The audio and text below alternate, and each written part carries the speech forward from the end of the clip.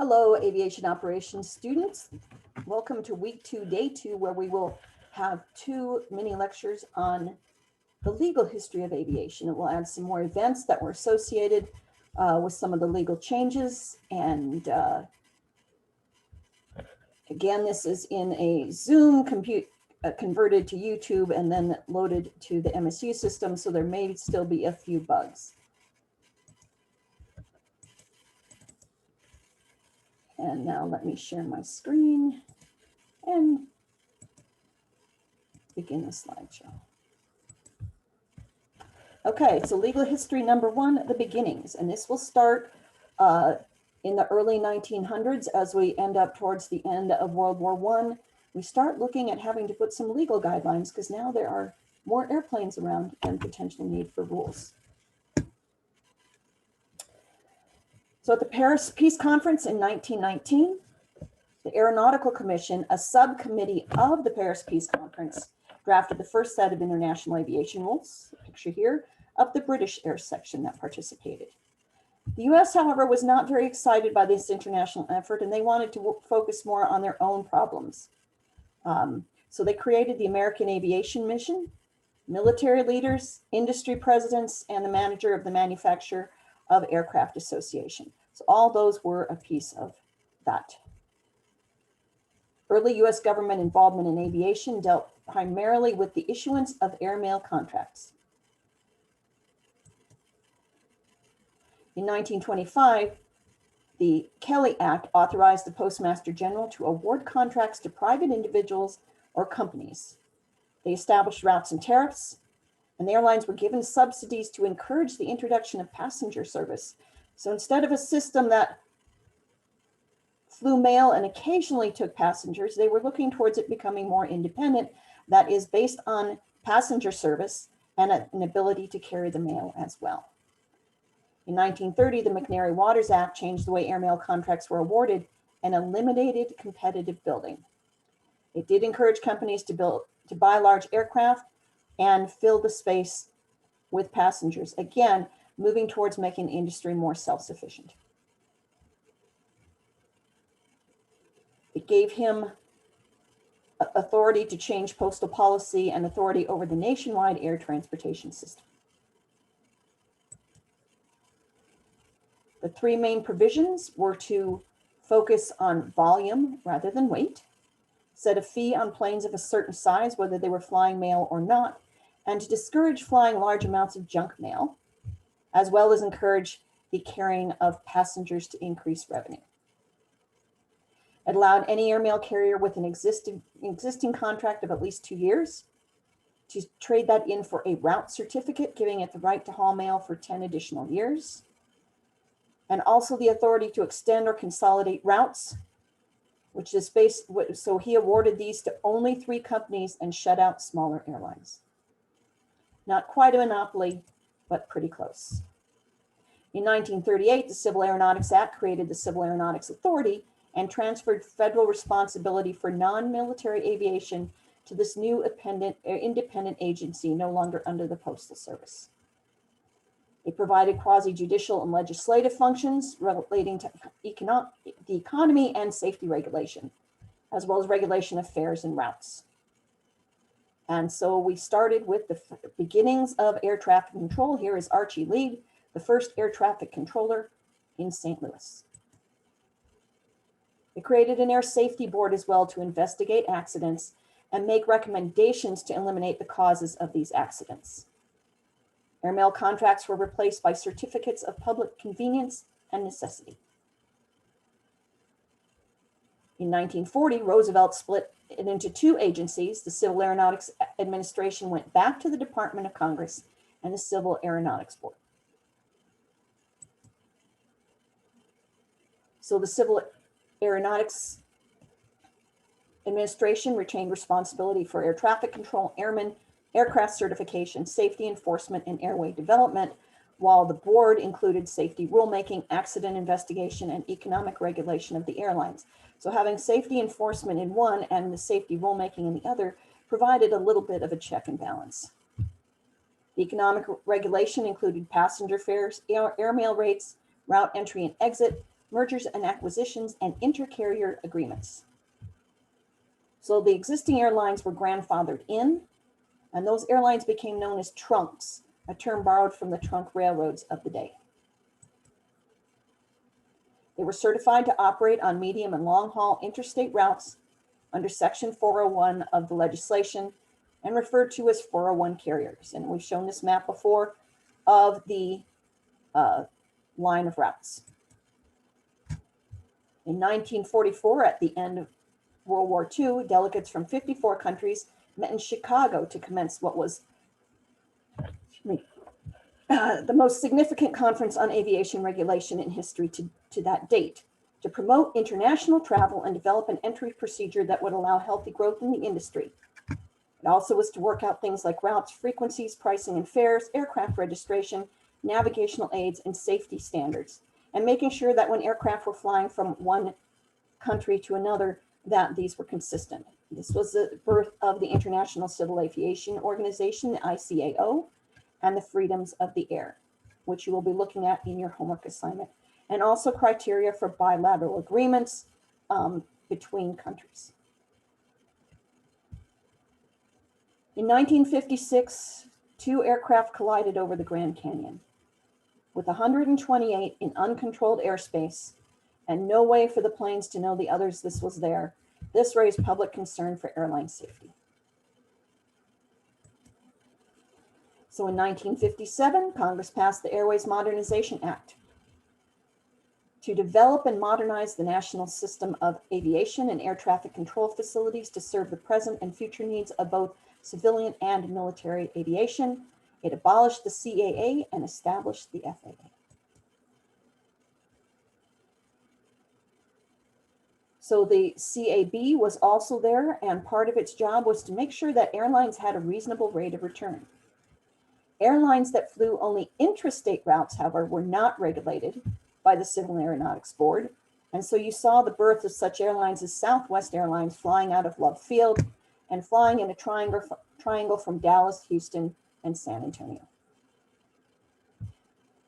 However, they became known for huge bureaucracy and lengthy delays. Here are 2 examples where World Airways applied to begin a low-fare route, and when they hadn't made a decision for over 6 years, they then said that the record was stale, even though it was their fault that they had not made a decision. And Continental Airlines, who after 8 years got permission, but only because the United States Court of Appeals ordered them to approve the application. There was a lot of pressure in the 1970s. The energy crisis and stagflation radically changed the economic environment, as did technological advances such as the jumbo jet. This is very similar to changes that we're seeing now. Stagflation is where inflation rate is high, but the economic growth rate is slow and unemployment remains steadily high. Most of the major airlines, in the past, their profits were virtually guaranteed, so they favored this rigid system, but that meant that passengers were forced to pay rapidly escalating fares. And communities which subsidized air service had to subsidize more highly as well. And Congress was afraid that as we were watching the railroads start to crumble, we might see the same thing happen with the airlines. Leading economists had said that this kind of almost monopoly led to inefficiency and higher costs. And so the Council of Economic Advisors in the Richard Nixon administration looked at how we could change this. We tried to develop competition law. Senator Ted Kennedy took the lead in the hearings, was taken to the Commerce Committee. The Gerald Ford administration supported, however, the Senate Judiciary Committee initiative. So in 1977, President Carter appointed Alfred Kahn to chair the CAB. And look at how things could be changed. He would be the last chairman of the CAB. As you know, that kind of investigation has now moved over to the National Transportation and Safety Board. So the airlines were deregulated in 1978, hoping that competition would drive better rates. So it removed US federal government control over fares, routes, and market entry, a free market, and a greater increase in the number of flights, a decrease in fares, and an increase in the number of passengers and miles flown. Larger airlines were able to leave unprofitable smaller markets, and smaller commuter airlines were able to bid to serve these communities through the essential air service subsidies. So these are communities that may not be large enough for a regular aircraft schedule. However, they're subsidized to make sure that you can get to the larger airports to travel. And we see here Butte, Glasgow, Glendive, Havre, Sydney, West Yellowstone, and Wolf Point are the essential air service subsidies in our state. So a 1996 report found that the average fare per passenger mile was 9% lower in 1994 than in 1979. So in that aspect, it definitely worked. Passenger loads risen because airplanes could use the larger aircraft on the busier routes and smaller aircraft on the shorter, lower traffic routes. However, rising fuel prices did lead to heavy losses. 8 major carriers, including Eastern, Midway, several generations of Braniff, Pan Am, Continental, Northwest Airlines, and TWA, and more than 100 smaller airlines went bankrupt or were liquidated. This is where we began seeing no-frills airlines. And again, this is where I ask you to stop and think, where we would stop and discuss if we were in class. So the parents of many of the regional airlines today started out as no-frill airlines. Many of them could fly either just inside their state or from their state to the nearest state. They couldn't skip a state. But by having these shorter routes and not providing snacks and other luxuries, they were able to keep the cost of their operations down and keep their fares low. In 1994, we saw this, both the post-World War II boom and the dot-com boom were at an end. And now all of a sudden we weren't making a lot of airplanes. And there was concern about the smaller aircraft that were out there, which were being flown for many years, having liability issues. So this barred lawsuits against the manufacturer of an aircraft or part that had been in service for 18 years. It did not apply if the aircraft was in passenger carrying or air medical services operations. And so what we saw here is units shipped. First, we had a very high number of units shipped. It went down. As we see these economic booms, we see more aircraft being made, and that goes down. But with the GARA Act, it did come back up a little bit. What we did see, though, is the price for these aircraft going up. And so we definitely saw booms in the billing, not quite up to the level of the booms in the 60s, but definitely coming up. However, the average unit billing, the price per airplane, has skyrocketed.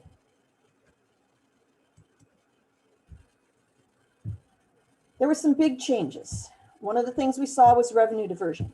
So airports collect fees on each flight. However, some of them were not being used for aviation. So it wasn't benefiting aviation as a group. Aviation users wanted the money spent in aviation, something that the airlines and general aviation agreed on, and communities were diverting to other purposes such as law enforcement. We started to see airport closures as we did not have as many flights and as much general aviation. There wasn't as much business to keep them going. For example, the Meigs Field in the Chicago area, which has closed and I believe is currently in the process of being reopened, and general aviation coming under attack. Changes in public attitudes. Congress had been taking money from the aviation, had been saving money in the Aviation Trust Fund, not spending it. Their bottom line looked better, but it did not provide the services needed and keep things updated. Other changes we've seen are fractional ownership, club or group ownership of aircraft, revolution in avionics technology. So now in your 40-year-old aircraft, you can have the same avionics you have in an airline. And then September 11th, everything changed. So we will explore that more in the next lecture. So homework number 2 will walk you through assorted resources regarding the legal history of aviation. One note is that While a source is provided for each question, some of the sources overlap. So if you use a source other than the one listed with the question, please note that you use that source. You can even just draw an arrow. That is due Tuesday, January 26th, and it is a combined reading and homework. Again, next up, post 9/11, how aviation changed. And a reminder that you need to be keeping up on your assignments, so make sure you are looking at the weekly email, that you are looking at the to-do list under content, and that you are getting both of your attendance activities, both of your homework assignments, and all your reading and viewing of videos completed. That's all I have for video 1. Next up will be video 2 on legal history.